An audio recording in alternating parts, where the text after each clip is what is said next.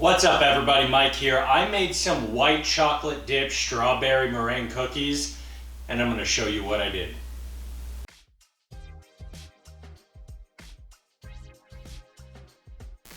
This is what I'm going to be using to make my chocolate dipped meringue cookies. We have 4 egg whites, we have about a ½ teaspoon of cream of tartar, a pinch of salt, about 1/8 of a teaspoon.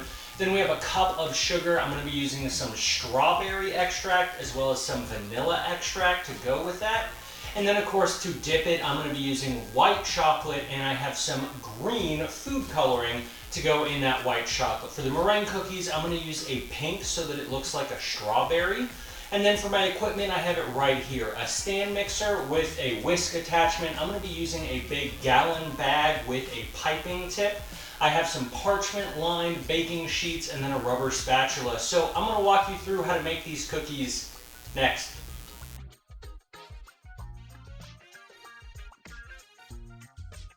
The very first thing that you need to do is set your oven to 225 degrees while you're getting everything else put together.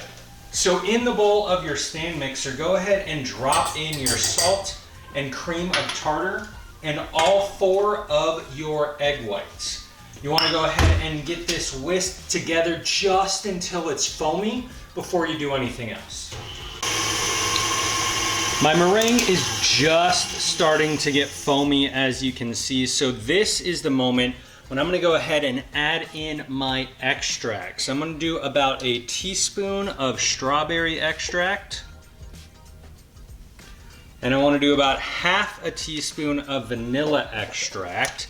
And the vanilla is just going to act as a little enhancement. Lots of people say that vanilla is the salt of the baking world. So it's just going to add a little bit of an enhancement to everything else. So add in just a little bit of my pink food coloring and get this back on to a medium speed so that this can start to incorporate. Once my egg whites and my extracts have gotten nice and foamy and doubled in size, that's when I'm going to go ahead and start incorporating my sugar on a medium speed, about a tablespoon at a time.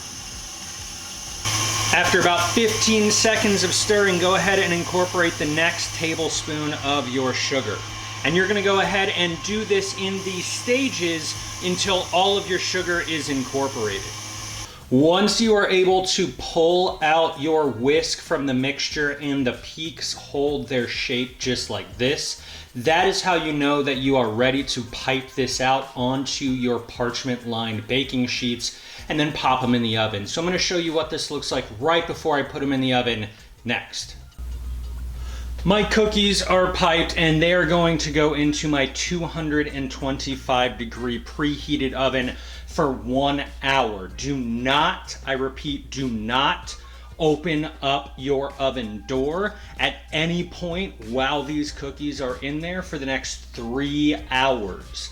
After the 1 hour mark, you're going to turn your heat off and let them sit there in that hot oven as the oven cools all the way down for another 2 hours or so. We're about 2.5 hours after when I put my cookies into the oven. The oven is off. It has been off for about 90 minutes or so, and it is time to actually reach in there and grab these pans. I'm not going to use any oven mitts because if I did this correctly, they are going to be maybe warm but not hot. So, just warm. And we just want to go ahead and pull these out. I'm going to go ahead and let these sit for just a couple of minutes, but I have broken up my white chocolate and put it into a bowl so that it's ready to go ahead and melt down and then add in some of that green coloring, and I'm going to walk you through that next.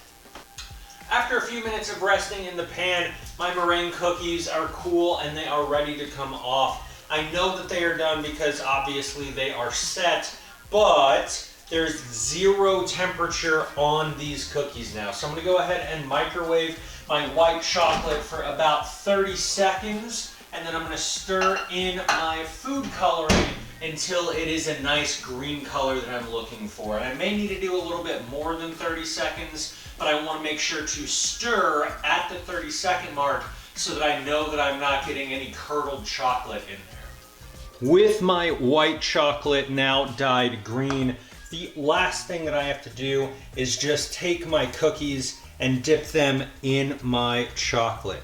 I just go ahead and give a quick little dip. Make sure to come up just a little bit on the side of the cookie so that you can see it. And then I'm going to place them down onto my parchment paper right here. So I'm going to go ahead and dip all of my cookies, and I'm going to show you what they look like whenever they are completely done next. I have finished dipping my cookies, and now they just need to set. So I'm going to let them sit on my nice cool countertop for about 30 to 45 minutes so that the white chocolate can set completely, and then you get to see my reaction next.